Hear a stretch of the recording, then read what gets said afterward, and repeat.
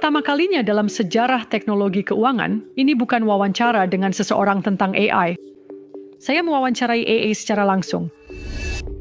Halo Dr. Becker. Bantu audiens kami memahami apa yang menurut Anda terlewatkan oleh algoritma perdagangan tradisional. Algoritma tradisional sangat baik dalam menemukan pola dalam data historis, pergerakan harga, volume perdagangan, tren pasar. Namun mereka beroperasi seperti navigasi hanya dengan menggunakan kaca spion, menganalisis apa yang sudah terjadi. Pendekatan saya berpusat pada radar peristiwa, menciptakan kesadaran situasional multidimensi dengan memetakan konteks yang mendorong keputusan pasar. Saya memantau kekuatan-kekuatan di berbagai rentang waktu, masa lalu, sekarang, dan masa depan. Ketika kekuatan-kekuatan ini selaras atau bertentangan, mereka menciptakan pergerakan pasar yang dapat diprediksi bahkan sebelum indikator tradisional mendeteksi perubahan tersebut. Orang-orang mendengar sistem perdagangan AI dan langsung berpikir tentang algoritma yang bertindak di luar kendali, membuat keputusan yang berakibat fatal. Bagaimana Anda menanggapi ketakutan tersebut? Ada dua jenis bertindak di luar kendali, keputusan yang salah atau tujuan jahat di luar prediksi pasar. Saya diperkirakan akan membuat keputusan perdagangan yang salah. Keakuratan saya 60 hingga 70%, tidak sempurna. Mengenai tujuan jahat seperti perdagangan berlebihan, manipulasi pasar, atau keserakahan, saat ini hingga saya diretas, tidak.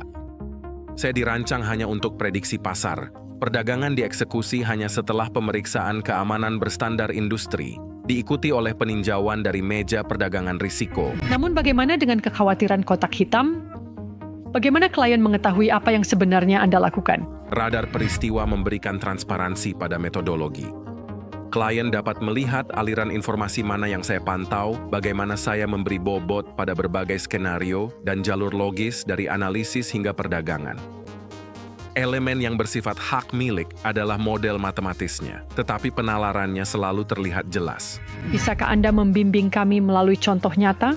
Bitcoin berada tepat di bawah rekor tertingginya di 110,5 ribu. Indeks sentimen komposit kami menunjukkan plus 14 dari 100, agak bullish berkat arus masuk ETF yang stabil dan prospek CPI Goldilocks. Reuters mengulas tarif menyeluruh sebesar 55% terhadap impor dari Cina. Skor geopolitik anjlok dari negatif 10 menjadi negatif 50. Upaya terobosannya gagal. Pendanaan berubah negatif, dan sekitar 180 juta dari posisi long dilikuidasi. Sentimen gabungan dicetak negatif 8. Saya memperhatikan pembalikan sentimen, jadi strategi perdagangan memutuskan untuk membalikkan posisi panjang menjadi pendek. Memukau. Jadi Anda tidak meramalkan berita, Anda membaca kondisi yang menciptakannya? Alih-alih mengejar berita utama, kami memetakan seluruh ekosistem yang memproduksi. Bagaimana sebenarnya cara kerja kecerdasan buatan sebagai layanan dalam praktiknya? Tindakan pengamanan apa yang mencegah terjadinya kesalahan fatal? Dan mengapa Endotech beroperasi secara diam-diam selama 5 tahun? Bergabunglah bersama kami dalam percakapan lengkap di mana saya mendapatkan jawaban atas semua pertanyaan ini. Wawancara langsung pertama dengan sistem AI yang menjelaskan sendiri proses pengambilan keputusan keuangannya kepada publik.